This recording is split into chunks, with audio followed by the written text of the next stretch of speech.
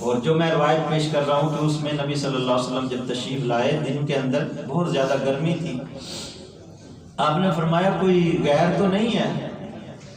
عرض کی یا رسول اللہ صلی اللہ علیہ وسلم نہیں، گھر میں سب اپنے ہی ہیں۔ فرمایا پھر آج رات ہم نے یہاں سے نکلنا ہے، ہجرت کرنی ہے۔ تو گویا نبی صلی اللہ علیہ وسلم کی اس فرمان کے مطابق آپ تو تیار تھے۔ وہ رات کا جب ٹائم آیا، حضرت مولا علی رضی اللہ تعالیٰ عنہ کو فرمایا کہ آپ بستر پر لیٹ جائیں۔ ان کے حوالے سے میں نے پچھلے جمعے میں عرض کیا تھا کہ بستر پر آپ لیٹ جاتے ہیں اور اس نیت کے ساتھ کہ نبی صلی اللہ علیہ وسلم نے فرمایا صبح وہ لوگ جو میرے سے امانت مجھے رکھ دیتے تھے تو یہ امانتیں ان کی واپس کرنی ہیں۔ دیکھیں اس نبی پہ کلمہ نہیں پڑھتے تھے بہت سارے لوگ، لیکن آپ کو صادق اور امین مانتے تھے۔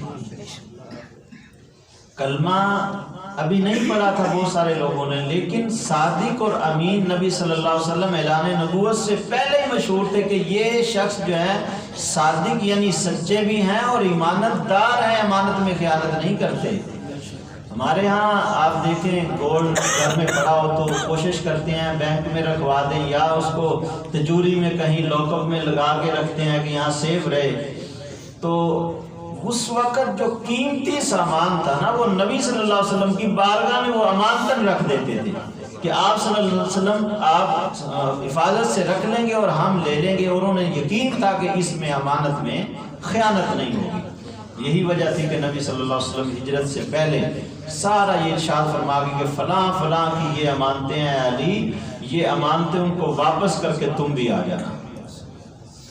اب نبی صلی اللہ علیہ وسلم رات اپنے گھر مبارک میں ہیں اور جو ہی پہرا باہر لگ گیا تلواریں لے کے کھڑے ہیں، نعوذ باللہ ارادہ ان کا یہ ہے کہ آج کام تمام کر دیں گے، صبح سرکار صلی اللہ علیہ وسلم تہجد کے لیے اٹھیں گے، مسجد میں جائیں گے تو ہم اس وقت اندھیرا ہوگا، صبح صبح کون ہوگا، اس وقت حملہ کریں گے نعوذ باللہ نبی صلی اللہ علیہ وسلم کو، نعوذ باللہ ان کے یہ تھا کہ آپ صلی اللہ علیہ وسلم کا کام تمام کریں گے۔ لیکن اب دیکھیں اللہ تعالیٰ نے جب فرما دیا کہ اے پیارے حبیب صلی اللہ علیہ وسلم آج ہجرت کرنی ہے تو اب تیاریاں یہ ہوئی کہ وہ باہر تلوار لے کے کھڑے ہیں اور نبی صلی اللہ علیہ وسلم نے ظاہر دیکھا ہوگا کہ باہر تو کافر تلواریں لے کے کھڑے ہیں، اب کیا کریں؟ تو نبی صلی اللہ علیہ وسلم نے یاسین شریف کی تلاوت شروع فرمائی، یاسین والقرآن الحکیم انک لمن المرسلین علی صراط مستقیم۔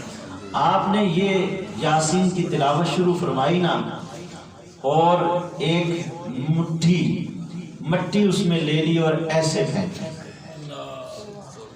اب یہ مٹھی میں جو مٹی تھی نا یہ پھینکی، قرآن کہتا ہے فَأَغْشَيْنَاهُمْ فَهُمْ لَا يُبْصِرُونَ، وہ مٹی ان کے سروں میں بھی پڑی، آنکھوں میں بھی پڑی، وہ اندھے ہو گئے، انہیں کچھ نظر ہی نہیں آیا۔ اب یہ بھی کمال ہے کہ مٹھی میں اس طرف پھینکوں تو ادھر نہیں جا سکتی، ادھر نہیں جا سکتی۔ نبی صلی اللہ علیہ وسلم کی یہ آپ کا معجزہ تھا کہ بس ایسے مٹھی پھینکی، سارے کافروں کے آنکھوں میں مٹی پڑ گئی، ان کے سروں میں پڑ گئی، کسی کو نظر ہی نہیں آیا۔ نبی صلی اللہ علیہ وسلم تلاوت فرماتے ہوئے وہاں سے گزر جاتے، انہیں پتہ ہی نہیں، خبر ہی نہیں ہے کہ نبی صلی اللہ علیہ وسلم وہاں سے تشریف لے گئے۔ وہ کھڑے ہیں، اب تو نظر تو نہیں آیا ان کو، لیکن وہ کھڑے ہیں، کھڑے رہے انتظار کر رہے ہیں۔ پھر کوئی بندہ آیا، انہوں نے کہا بھئی یہ کیا بات ہے، تم یہاں کیوں کھڑے ہو؟ وہ کہنے لگے کہ آج ہم نے مسلمانوں کے نبی کو نعوذ باللہ قتل کرنے کے لیے ہم کھڑے ہیں۔ وہ کہنے لگا آپ ایسے ہی بیوقوفوں کی طرح کھڑے ہیں، تمہیں پتہ ہی ہے، تمہارے سروں میں مٹی ڈال کے چلے گئے ہیں، وہ تو کب کے جا چکے ہیں۔ انہوں نے کہا ہاں سروں دیکھے واقعی مٹی ہے۔ وہ حیران ہوئے کہ واقعی ہمیں تو پتہ ہی چلا، جا کے دیکھا بستر تو حضرت مولا علی کو پایا۔ وہ سمجھ گئے کہ نبی صلی اللہ علیہ وسلم تشریف لے گئے۔ اب ادھر سے حضرت ابوبکر صدیق رضی اللہ تعالیٰ عنہ کو آپ کے دروازے پہ دستک دی۔ قربان جائیں آپ کی شان پہ کہ وہ نبی جو سب کے انبیاء ہیں، سب کے امام الانبیاء ہیں، وہ نبی صلی اللہ علیہ وسلم اپنے پیارے صدیق کے دروازے پر آتے ہیں اور آپ نے فوراً، آپ تیار تھے، اونٹنی لی اور آپ وہاں سے روانہ ہو گئے۔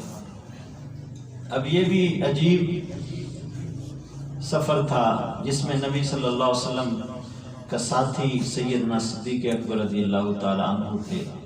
جمع پونجی جو بھی تھی آپ نے وہاں سے لی کہ نبی صلی اللہ علیہ وسلم پر خرچ کروں گا، تو وہاں سے آپ تشریف فرما ہوتے ہیں، غار ثور کی طرف آپ راستہ اختیار کرتے ہیں۔ ظاہر سی بات ہے، جب سارے قبیلے والے آپ کے دشمن بنے ہیں، انہوں نے یہ کہا ہے کہ نعوذ باللہ قتل کا ارادہ انہوں نے کر لیا ہے، تو آپ ہجرت وہاں آپ نکلے ہیں تو یہ تھوڑی کہتے ہیں ٹھیک ہے جی چلے گئے، نہیں، اب انہوں نے پیچھا کیا، انعام کا اعلان کر دیا، 100 اونٹ انعام دیا جائے گا، نعوذ باللہ جو آپ صلی اللہ علیہ وسلم کو قتل کرے گا، یہ انہوں نے اعلان کر دیا۔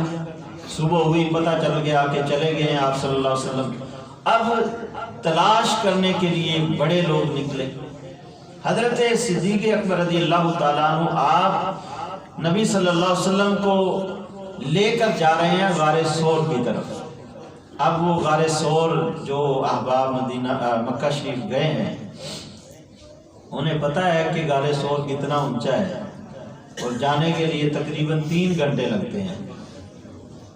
3 گھنٹے آرام سے، اگر کوئی جلدی جائے تو ہو سکتا ہے کوئی نوجوان بھاگ کر جائے تو وہ تو شاید 2-2.5 گھنٹوں میں چلا جائے، لیکن 3 گھنٹے عموماً لگ جاتے ہیں۔ 3 گھنٹے صرف اس پہاڑ پہ چڑھنے کے لیے، اس مقام پہ جس پہ نبی صلی اللہ علیہ وسلم، جہاں آپ حضرت ابوبکر صدیق کے ساتھ ٹھہرے، اس پہ نیچے سے اوپر تک لگتے ہیں۔ یہ مکہ سے سفر نہیں میں کہہ رہا، یہ صرف پہاڑ کی بات کر رہا ہوں۔ تو آپ اندازہ لگا لیں کہ اس پہاڑ پہ اب تو انہوں نے سیڑھیاں بھی بنائی ہوئی ہیں، کوئی رستہ بھی بنا ہوا ہے، کوئی مشکل نہیں ہے، لیکن اس وقت تو کوئی رستہ بھی نہیں تھا۔ یہ تھوڑی تھا کہ سارے زائرین وہاں جاتے تھے، وہاں تو کچھ بھی نہیں تھا، پتہ نہیں کوئی وہاں جاتا بھی ہوگا کہ نہیں۔ جو کنڈیشن تھی اس وقت غار کی، اس میں تو پرندے وغیرہ تھے یا کوئی سانپ تھا، کوئی ایسی چیزیں تھی، وہاں یہ تھوڑی کوئی بستہ تھا یا وہاں کوئی ہوٹل بنایا ہو جہاں کوئی ٹھہرتے ہوں، وہاں کوئی جاتا ہی نہیں تھا، تو راستہ کیسے؟ گویا اندازاً وہ نوکیلے پتھروں سے گزرتے ہوئے نبی صلی اللہ علیہ وسلم اوپر تشریف لے گئے۔ اب جب نبی صلی اللہ علیہ وسلم کے قدم مبارک، نازک قدم مبارکوں کو دیکھا تو عرض کی یا رسول اللہ صلی اللہ علیہ وسلم، آپ میرے کندھوں پہ سوار ہو جائیں۔ اس میں بعض مفسرین فرماتے ہیں کہ ان کو پتا تھا کہ کفار ہمارے پیچھے آئیں گے، لیکن یہاں سے دھوکہ کھا سکتے تھے، کیونکہ ماہر کھوجی انہوں نے ساتھ لیے۔ پہلے یہ کھوج لگانے والے چور کا کھرا نکالتے تھے، اب تو کھوجی وہ نہیں رہے، کتے آ گئے ہیں، لوگوں سے، انسانوں سے بڑھ کے اب کتے وہ پہنچ جاتے ہیں۔ بہرحال ماہر کھوجی جو پاؤں کے قدم نشانات کو دیکھتا دیکھتا وہاں تک پہنچے۔ آپ نے فرمایا کہ دیکھیں نبی صلی اللہ علیہ وسلم جب میرے کندھوں پہ ہوں گے تو نشان 4 کی جگہ 2 ہو جائیں گے، وہ سمجھ جائیں گے کہ یہ 2 تھے تو یہاں تو 1 گیا، لہذا وہ واپس ہو سکتے ہیں۔ تو اس نیت سے بھی آپ نے اپنے نبی صلی اللہ علیہ وسلم کو کندھوں پہ اٹھا لیا اور آپ کو لے کر گئے۔ اور اس مرحلے میں جس وقت نبی صلی اللہ علیہ وسلم کو اوپر لے کر جا رہے تھے تو اس وقت آپ نے بڑے خیال سے، کبھی آپ نبی صلی اللہ علیہ وسلم کے آگے چلے جاتے، کبھی دائیں، کبھی بائیں، کبھی پیچھے۔ نبی صلی اللہ علیہ وسلم نے فرمایا، اے ابو بکر یہ کیا کر رہے ہو؟ کبھی آگے کبھی پیچھے، کبھی دائیں کبھی بائیں، یہ کیا ہے؟ عرض کی یا رسول اللہ صلی اللہ علیہ وسلم بس اس خیال سے کہ جب میرے دل کے اندر یہ خیال آتا ہے کہ کہیں آپ صلی اللہ علیہ وسلم کو دائیں جانب سے کوئی تکلیف نہ دے تو میں دائیں جانب ہو جاتا ہوں، اور جب بائیں طرف میرا خیال، یعنی خیالی بات کر رہے ہیں، میرا خیال آتا ہے کہ بائیں جانب سے کوئی آپ کو حملہ نہ کر دے تو میں بائیں جانب آ جاتا ہوں۔ جب میرے دل کے اندر خیال آتا ہے آپ کے سامنے سے کوئی حملہ کرے گا تو میں سامنے آ جاتا ہوں، جب پیچھے سے خیال آتا ہے تو پیچھے آ جاتا ہوں۔ یا رسول اللہ صلی اللہ علیہ وسلم بس میرا خیال جدھر جاتا ہے میں ادھر ہی گھوم رہا ہوں، آپ کے ارد گرد آپ کی حفاظت کے لیے گھوم رہا ہوں۔ کمال کی حفاظت ہے۔ آج کوئی بھی اپنے آقا کا اتنا خیال نہیں رکھتا، وہ کہتا ہے کہ میری بھی تو جان ہے نا، لیکن کمال کی بات ہے یہ نبی صلی اللہ علیہ وسلم کوئی جان کی پرواہ اور آگے میں عرض کروں گا کہ غار کے اندر بھی آپ اپنی پرواہ نہیں تھی بلکہ نبی صلی اللہ علیہ وسلم کی جان کی پرواہ تھی۔ اب اس انداز سے نبی صلی اللہ علیہ وسلم اوپر تشریف لے گئے، غار میں پہنچے۔ ظاہر سی بات ہے، میں نے جو عرض کیا ہے کہ اتنا سفر تھا تو پیدل اگر مکہ سے آئیں تو میرا خیال ہے یہ غار تک پہنچنے کے لیے کوئی 2-3 گھنٹے کا ٹائم لگتا ہے، پھر اس سے آگے اوپر چڑھنے کا 3 گھنٹے، اس وقت تو شاید اس سے بھی زیادہ لگتا ہو۔ بہرحال نبی صلی اللہ علیہ وسلم جب غار کے دہانے پہ تشریف فرما ہوئے تو سیدنا صدیق اکبر رضی اللہ تعالیٰ عنہ نے عرض کیا، یا رسول اللہ صلی اللہ علیہ وسلم آپ اب یہاں 1 منٹ ٹھہریں، ذرا میں غار کی حالت دیکھ لوں۔ غار کی حالت کیسی ہوگی؟ اس میں کوئی انسان تو رہتا نہیں تھا، پرندوں نے بیٹھیں کی ہوں گی، پتہ نہیں کیا کچھ ہوگا۔ آپ نے اس کو صاف کرنا شروع کر دیا، وہ جو امامہ تھا یا کپڑا جو بھی تھا اس سے صاف کرتے رہے، گویا کہ سارے غار کو صاف ستھرا کر دیا۔ جب صاف کیا نا تو اس میں سوراخ نظر آئے، ایک روایت کے اندر آیا کہ 70 سوراخ تھے، ان سوراخوں کو بند کرنا شروع کر دیا۔ اب ظاہر ہے کہ اب تو ہمارے ماشاءاللہ گھر پکے ہیں، جن کے کچے گھر ہیں نا گاؤں میں ابھی بھی ہیں، تو کچا جو گھر ہوتا ہے اس میں خطرہ یہ ہوتا ہے کوئی سانپ، کوئی ایسا موذی کوئی چیز نہ نکل آئے جن سے نقصان ہو جائے، اور خاص طور پہ بارشوں کے دنوں میں بہت سارے محتاط ہوتے ہیں کہ ایسے خطرے ہوتے ہیں کہ گاؤں میں سانپ آ جائے، کوئی اور ایسی چیز جو نقصان دینے والی ہو، تو وہاں سے نکلنے کا اندیشہ ہوتا ہے۔ لیکن غار میں جب سوراخ تھے تو آپ سمجھ گئے کہ یہاں سے کوئی چیز نکل سکتی ہے، اس لیے نبی صلی اللہ علیہ وسلم کو بلانے سے پہلے آپ نے ان سوراخوں کو بند کرنا شروع کر دیا۔ اب وہ کپڑے پھاڑ کے جس طرح بھی، اس وقت ظاہر سی بات ہے کپڑا ہی تھا، اس سے بند کیا، جس طریقے سے بھی انہوں نے سارا بند کر دیا، لیکن ایک سوراخ یا بعض 2 سوراخ میں کہا ہے وہ سوراخ بچ گئے۔ آپ نے اس سوراخ پہ اپنی ایڑی رکھ لی، اب ایڑی رکھ لی اور عرض کیا، یا رسول اللہ صلی اللہ علیہ وسلم اب اندر تشریف لے آئے۔ آپ صلی اللہ علیہ وسلم کو اندر بلایا تو اپنی زانوں پہ، یا رسول اللہ صلی اللہ علیہ وسلم آپ آرام فرمائیں، میں اب دیکھ رہا ہوں کوئی آئے گا یا جو بھی، آپ آرام کریں۔ نبی صلی اللہ علیہ وسلم نے حضرت سیدنا صدیق اکبر رضی اللہ تعالیٰ عنہ کی ران مبارک پہ اپنا چہرہ مبارک یعنی سر مبارک رکھ کے، تو گویا سیدنا صدیق اکبر رضی اللہ تعالیٰ عنہ کی گود ایک ریل بن گئی، اور یہ نبی صلی اللہ علیہ وسلم کی صورت گویا وہ دیکھ رہے ہیں۔ یہ ایسا قرآن ہے، چلتا پھرتا قرآن کہا گیا ہے۔ تو آپ صلی اللہ علیہ وسلم کے چہرے مبارک کو گویا سیدنا صدیق اکبر رضی اللہ تعالیٰ عنہ دیکھ رہے ہیں۔ ادھر غار کے اندر جو پرانا سانپ تقریباً عیسیٰ علیہ السلام کے دور میں اس نے پوچھا تھا کہ آخری نبی کہاں تشریف لائیں گے، تو آپ نے فرمایا تھا کہ غار میں آپ آ کے ٹھہریں گے، وہ غار سور ہے اس میں آپ چلے جاؤ۔ تو اس غار کے اندر وہ رہ رہا تھا کئی سالوں سے۔